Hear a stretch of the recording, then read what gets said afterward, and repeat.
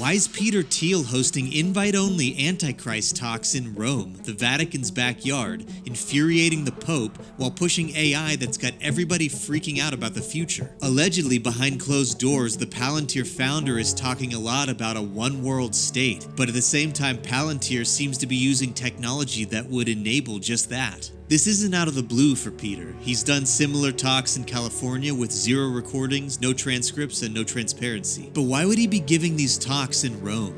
Is he trying to influence the leadership at the Vatican, the head of the Catholic Church? He seems to think that any tech regulation will pave the way to the coming of the Antichrist. He also thinks that just talking about catastrophic risks makes them more likely to happen, which feels kind of backwards. Isn't talking about things good? And now you've got prominent voices in the Catholic world saying that Peter Thiel's view clashes directly with Pope Leo's push to slow the development of AI down. It's worth also noting that Peter Thiel grew up and is a devoted Lutheran, and the history of the Catholic and the Lutheran Church is sordid, to say the least. But while the secrecy, what does Peter know, or at least believe, that the rest of us don't? Most people nowadays view religions as just fairy tales or a set of rules or guidance on how to live your life. But what if Peter Thiel isn't necessarily the bad guy here, even though he might be? What if he's actually trying sincerely to save us from something far darker and more evil than we could possibly imagine?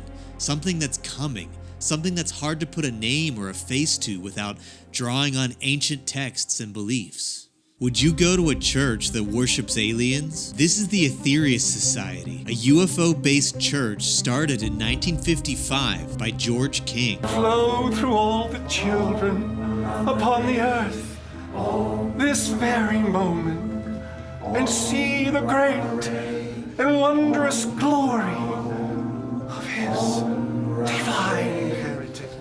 It blends Western spirituality with what they call the cosmic masters, extraterrestrials like Jesus or the Buddha, who guide Earth's evolution. They focus on activities like King Yoga for karma improvement or doing spiritual energy work. They believe that these cosmic beings are highly evolved and from other planets in our solar system. Like Jesus is from Venus, so is the Buddha. The founder, George King, claims he received a message from an extraterrestrial in 1954 saying, "Prepare, you are to become the voice of interplanetary parliament." They utilize radionic technology and prayer to store spiritual energy to release during world crises. Here's an example of what they believe different aliens might look like. They tend to be humanoid, but when you get to a certain level of advancement, again, and everything's evolution, right? And so when you get to a certain level, then you can take on whatever shape you want to take it on. You wouldn't choose this shape, though. You know, you would choose like a humanoid or an ovoid. What's an ovoid?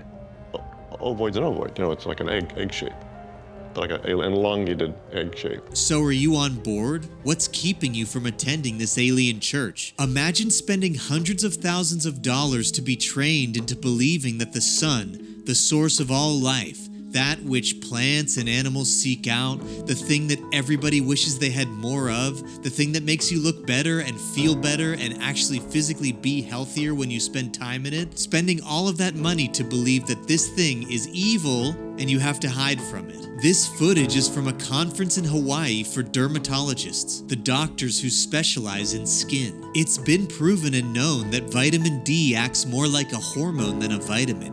It's essential and incredibly influential on your health and well-being, and the best source of it is right up there in the sky. It's been shown that moderate sun exposure can actually cut the risk of colorectal and breast cancer, while it takes a massive amount of exposure to actually put you at risk for skin cancer. So I don't see there being any reason to completely cover yourself and hide from it when you're on the beach. But as a person of my complexion, all in moderation. The robots are coming in all shapes, sizes, and religions. This is the Buddharoid. It was trained on thousands of years of Buddhist texts. It's an AI robot that's trained to answer your deepest spiritual questions and is also trained to act like a Buddhist monk. It assumes actual prayer and meditation postures. But how do we know it's actually meditating and not just charging its batteries? On the other end of the spectrum, this robot was arrested in China for scaring a 70-year-old woman. Imagine spending decades of your life growing up and living out your years on a rural farm. Then, towards the end of your life, moving in with your grandkids in the city, and then being accosted by a fucking robot. The police obviously took the robot's side, saying that it was only waiting for her to move out of the way, waving its hands and saying nothing. I know that one day these things will be used by the central government to enforce its total rule over all human beings, but for now let's laugh at this one falling on its ass. Stupid robot. This is the Eternal Playlist Urn, a collaboration between Spotify and Liquid Death as a receptacle to put your ashes that also features a speaker which plays your favorite music. It's not a hoax, it's real, it's an actual product you can buy now. The urn has a built-in Bluetooth wireless speaker which can connect to a device so that you can play music for all eternity, or at least until the battery dies. If you're interested, you might want to hop on this soon, as they only produced 150, going for a nice, reasonable $495 each. I know that this is kind of a joke, but I also know that people are out there who will get their hands on this thing, and they will put the ashes of their dead parent or best friend in this, and they will play music that they either loved or absolutely hated. I am a dwarf and a